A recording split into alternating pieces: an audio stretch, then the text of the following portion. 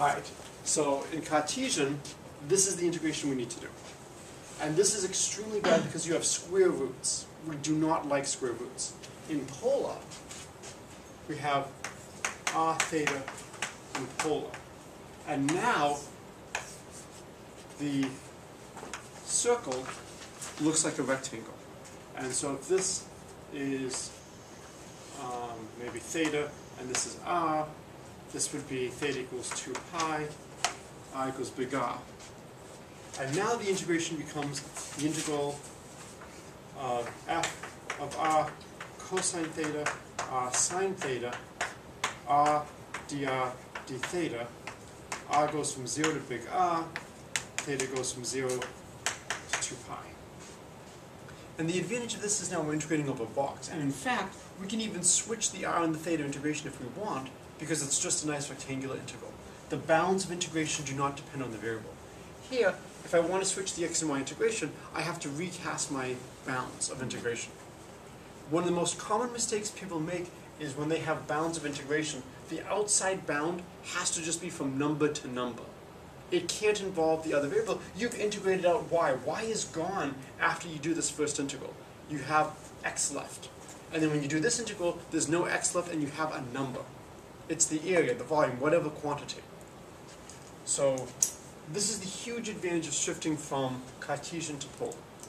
The other thing is the square root is gone, and the RDR often makes things nicer. Why? Because we deliberately give you problems that are nicer in polar to test that you can do polar integration. Okay? So you'd have to really work to have, I think, a Cartesian problem on a circle, which is better than the corresponding polar problem. Especially if you have functions that are radially symmetric. So what radially symmetric means is it doesn't depend on the angle theta, it only depends on x squared plus y squared. So if you have a function that only depends on x squared and y squared, you could write f of xy equals g of r for some new function.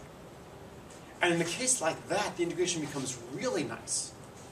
In that case, the 2 pi would come out from the theta integral, and you would just get 2 pi times the integral from 0 to r of g of r dr.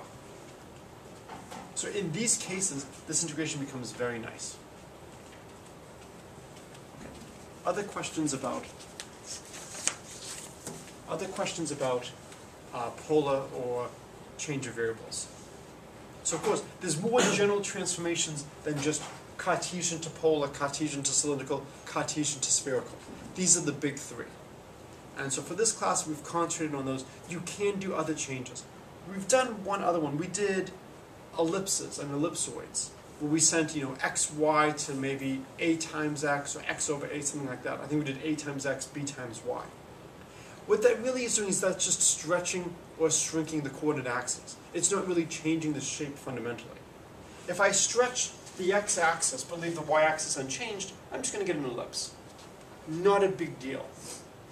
But if I'm doing this strange transformation, sending x, y to r theta, all of a sudden now my shape goes from a circle to a rectangle.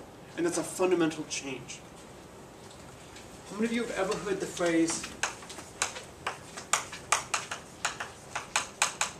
Tunstoffel? What does Tunstoffel mean? No such thing as a free. Almost. There's no such thing. You forgot the A. There ain't no such thing. It's not necessarily a good English word. There ain't no such thing as a free lunch. Heinlein, in his novel *The Moon is a Harsh Mistress*, uses Tunstoffel a lot. Right? Great, great piece of advice. In general, you get nothing for free. There are trade-offs. Okay? And so what are the different trade-offs? When you're integrating, you can either integrate a nice function over a simple region, or maybe a complicated function over a nice region. Usually we would rather integrate a complicated function over a simple region than a simple function over a complicated region. Rectangles are really nice. Polar is one of the few things where maybe you are as close as possible to a free lunch, where frequently you make the integration nicer and the region nicer. But the cost was you had to learn the change of variable formula. So that's the cost. It's not free. We had to prove that dx dy goes to r dr d theta. Okay. Any other questions on this? It's Yes. kind of related. So when you're Yes. dealing with even and odd functions, Right. can you just go over how would we know which is even, which is odd? Sure. And how does that change your Sure. work integration? Can I erase this? We go good on this? Okay. So, the difference between life and exams is on exams you have to be able to solve problems in a reasonable amount of time. And in life, I can give you something that's not going to be easy to do. Let's say I give you a function g of x equals negative g of negative x. So if you want to think about the sine function. Sine of negative x is negative sine of x. And so here, I have a function that maybe looks something like this. That's an odd function. Or I could give you maybe an even function, f of x equals f of negative x. What's a typical example of an even function? Cosine would be a great one. A parabola would be a great one. And so, if I integrate from minus a to a of g of x dx, that's just 0. And the reason is integration gives me the signed area. So this piece over here would exactly cancel with this piece over here.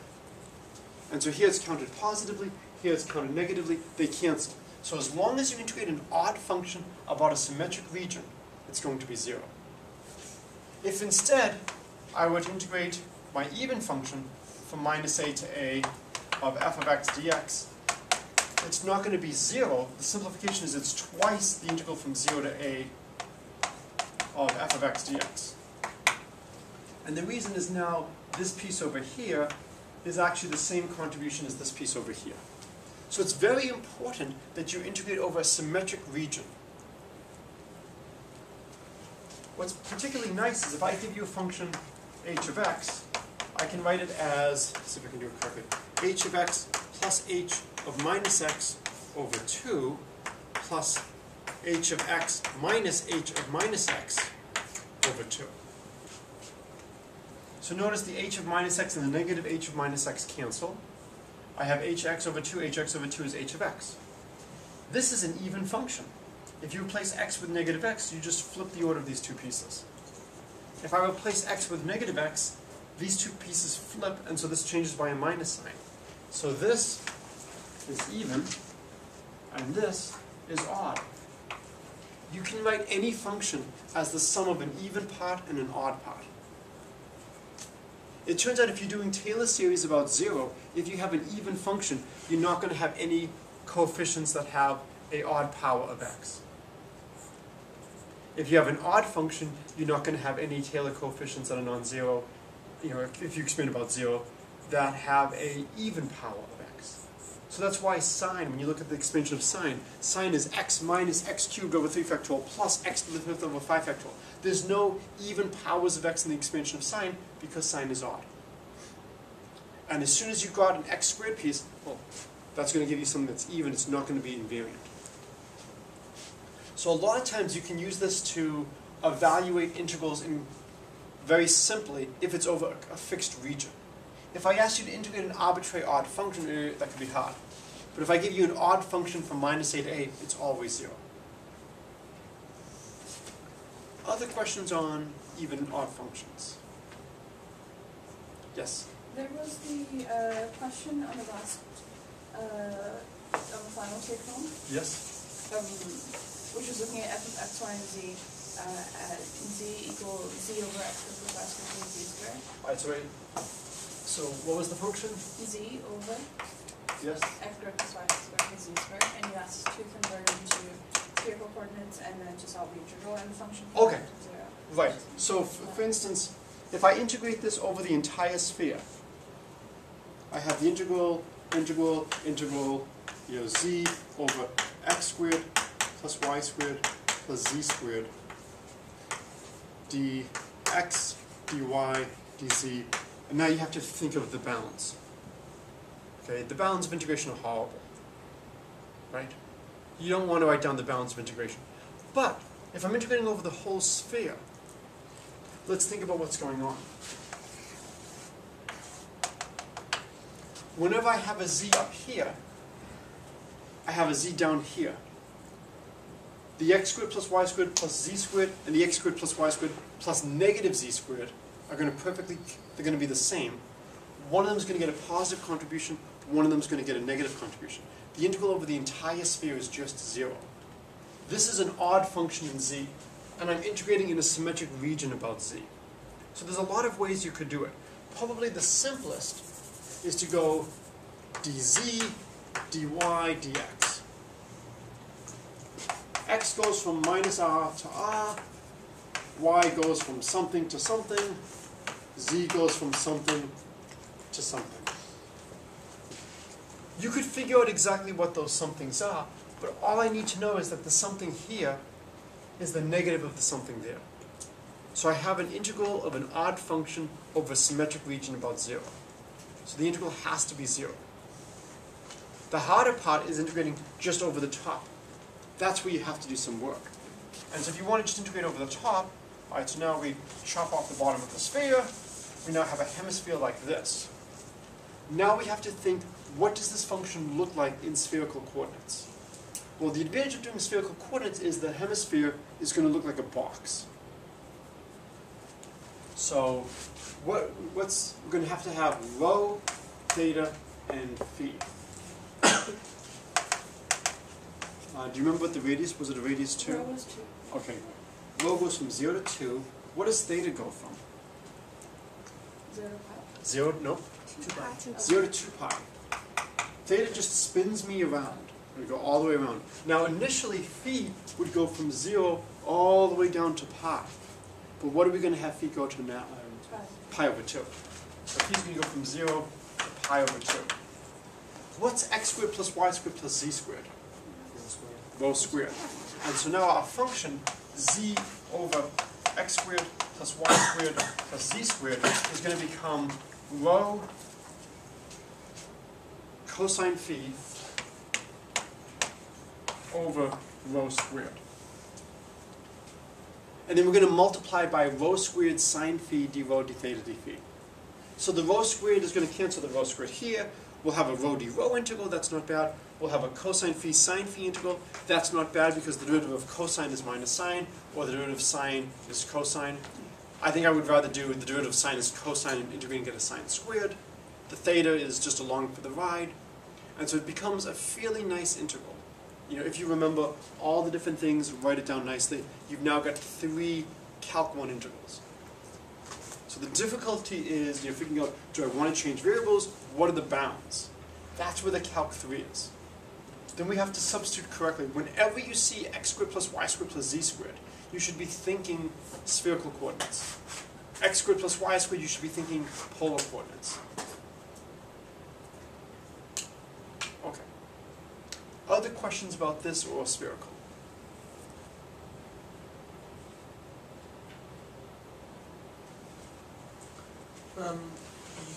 You sent some practice problems, Yes. and one of them I think was about changing variables. Okay. And I'm not really sure how you approach this one. Okay. So you have to integrate over a disk of radius 3, Okay. and the function is xy, and then The function f of xy is what? xy, Oh, just x times y? and then e to the power of x4, y4. X to the 4th, y to the 4th? Yeah. Okay. So your question is extremely useful now. Fantastic. What's the answer?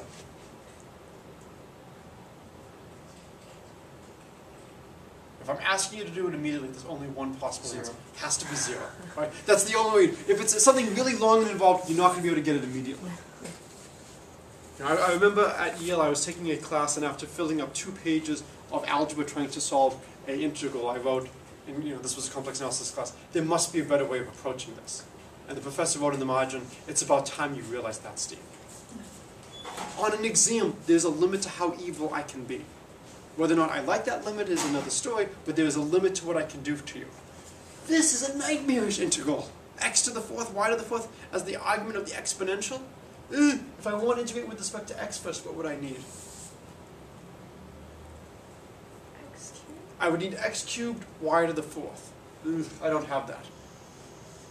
If I try to switch to polar, x to the fourth, y to the fourth, dear Lord, that would be an r to the eighth, cosine to the fourth, sine to the fourth theta.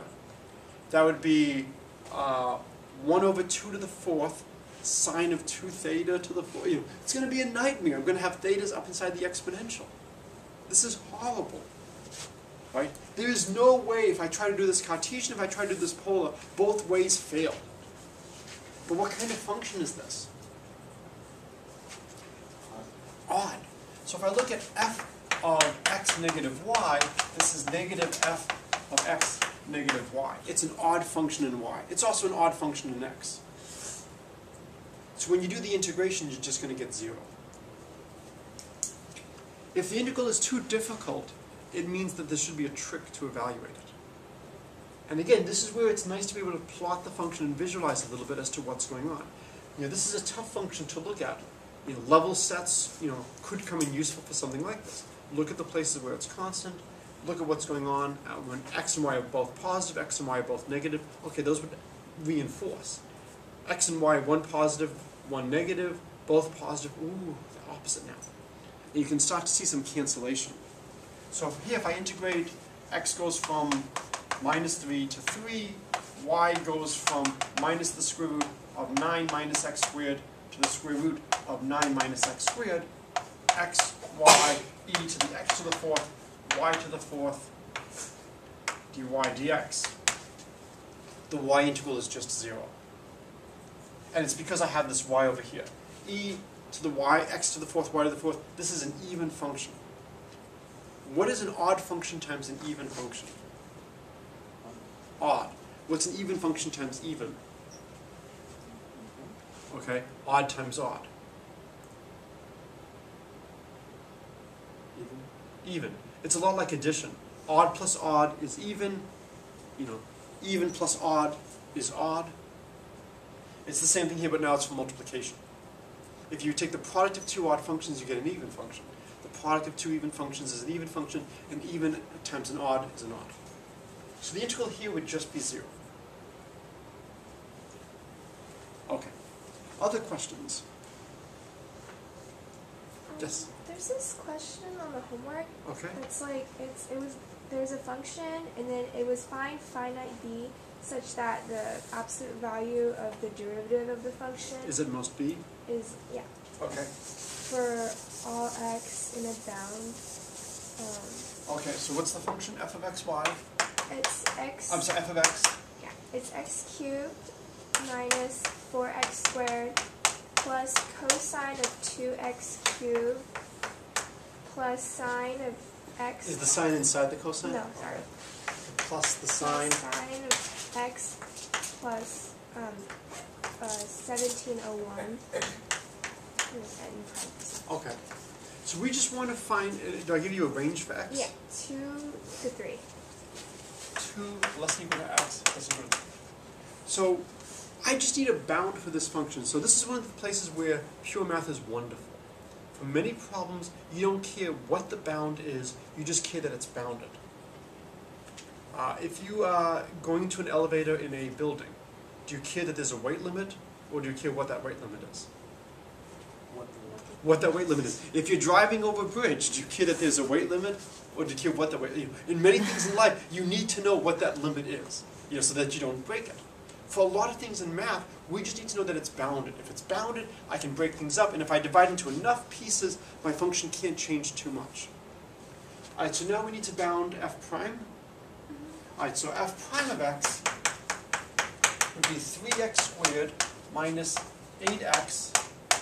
Derivative of cosine is minus sine of 2x cubed. Now the derivative of this would be 6x squared. And now the derivative of sine is cosine x plus 1701. The absolute value of f prime of x is less than or equal to the absolute value of 3x squared plus 8x plus the sine of 2x cubed times 6x squared plus cosine x plus 1701. And I'm just using the absolute value of a sum difference is less than or equal to the sum of the absolute values. If everything here were in the same direction, if everything was all positive or negative, then this would be an equality. When I do it like this, I lose the chance of exploiting cancellation. Right?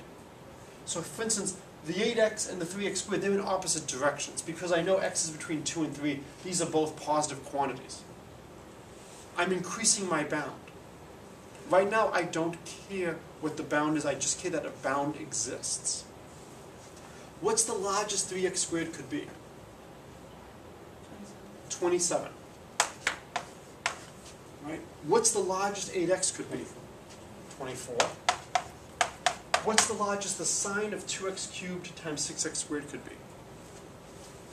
Or give me a number larger than the largest value it could be. I'm sorry? The whole thing, because I've also got the 6x squared. It's 54. 54. Now again, 54 may not be the best because when I put in x equals 3, I now have the sine of, oh interestingly, 54 as well. So it's unlikely that the largest value of the sine of 2x cubed 6x squared is 54. But hey, let's do worst case scenario. Worst case, this equals 1, and this is, so this would be at most 54. And how about the cosine term? How large is that? 1. And this is less than or equal to 200. I'm pretty safe with addition like that. I don't care what the actual value is. I just want some larger number. And now this would tell me my derivative is at most 200. We needed this in the proof of the fundamental theorem of calculus. We were trying to show that the upper and the lower sums were close to each other. We wanted to say that the difference was small. We used the mean value theorem to relate f at the maximum point in an interval and f at the lower point in the interval was equal to f prime at some special point times the distance. The distance was 1 over n, and the first derivative is bounded. We don't care how big that bound is. We can make the 1 over n as small as we want. So if this is a googolplex, fine. We make our distance 1 over googolplex cubed, or something like that. So that's the power of these general bounds. Now, if I want to know how quickly do the upper and lower sums converge, how close am I to the actual value, then I would care about something like this, and I would say, you know, I'm being very wasteful. But if I don't care about estimating, and I don't in this problem, because in the limit, the fundamental theorem of calculus tells me the answer is just big F of B minus big F of A. I don't need this stuff. Okay, I can probably do one more question. Who hasn't asked one yet? Who has one? Okay. Who has asked one? Who has one? Can you go over the comparison test real fast? Sure. So the comparison test is part of the method of divine inspiration school of mathematics. Okay? If you know what to compare it to, it's really easy to use. If you do not know what to compare it to, it is quite frustrating. So assume 0 less than or equal to an, bn, cn. And let's assume the sum of bn, n goes from 1 to infinity, is less than infinity, so it converges. And we'll assume the sum, n goes from 1 to infinity, of cn equals infinity, so it diverges. If 0 less equal to an less equal to bn, for all n big, the sum n goes from 1 to infinity of an converges. And the reason is, I don't care what happens for finitely many values. All I care about is what happens in the limit. Okay? In most things in life, do you care about what happens at finitely many points? Let's say you're on the Titanic. Except for a couple of people, everybody had a great cruise. Okay? You care about what happens for most of the time for the individual people. If I care, what does the series converge to? I can't just throw away a couple of terms. That's going to be extremely important. But if I just care whether or not it converges, throwing away finitely many terms is not going to affect whether or not the sum converges. Okay? And the reason is, if an is always less than or equal to bn, then the sum of an is going to be less than the sum of bn. So if 0 less than or equal to cn less than or equal to an for all n big, then the sum n goes from 1 to infinity of an diverges. The other two cases give no information. So if an is greater than or equal to bn, no information. If an is less than or equal to cn, no information.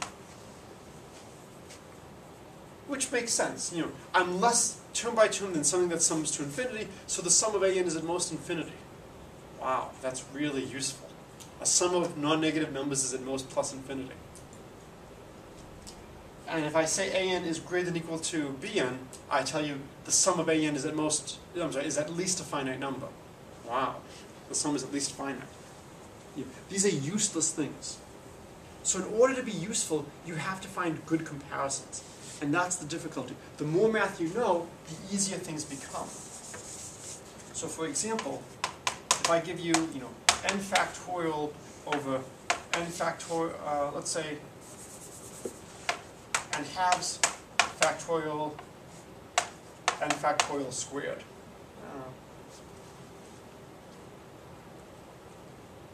Converge or diverge? Converge. The n factorial cancels with one of the n factorials down here. This is less than or equal to 1 over n factorial. And I can even drop this. I have plenty of extra convergence stuff. What if I drop that? Now it's more work. What can you tell me about n factorial over n halves factorial?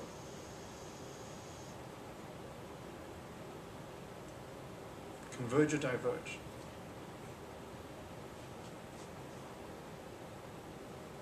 What's the first test you should use? Before you do comparison, before you do root, ratio, integral, what's the first thing you should do when you see a series? We see if it goes to 0. See if it goes to 0. Does n factorial of n halves factorial go to 0? No. Terms aren't going to 0. Diverges. Diverges as terms not going to 0. The numerator is greater than the denominator. There's no need to do anything involved.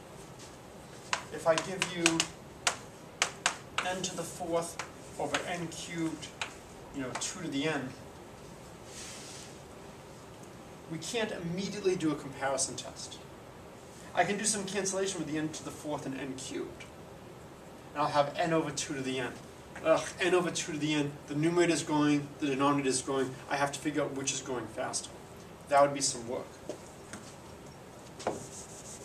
What if I did n to the 4th over n minus 8 to the 8? Converge or diverge?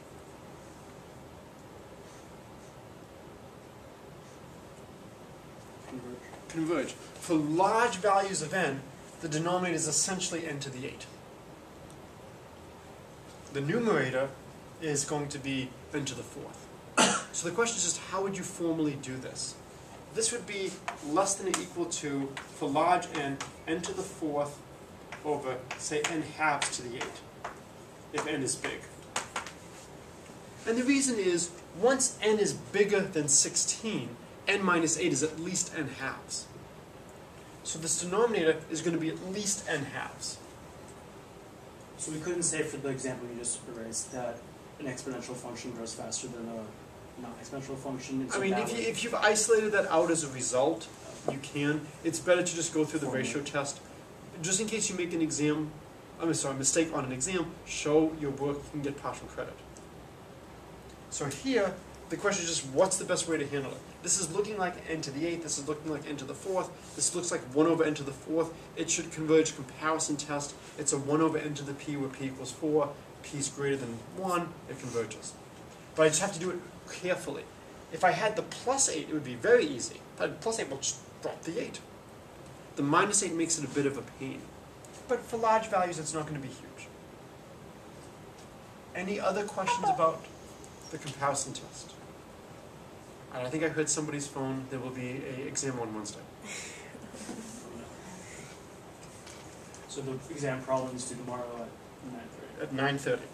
And so I am leaving for the airport at 9:30. So if it is not done by then,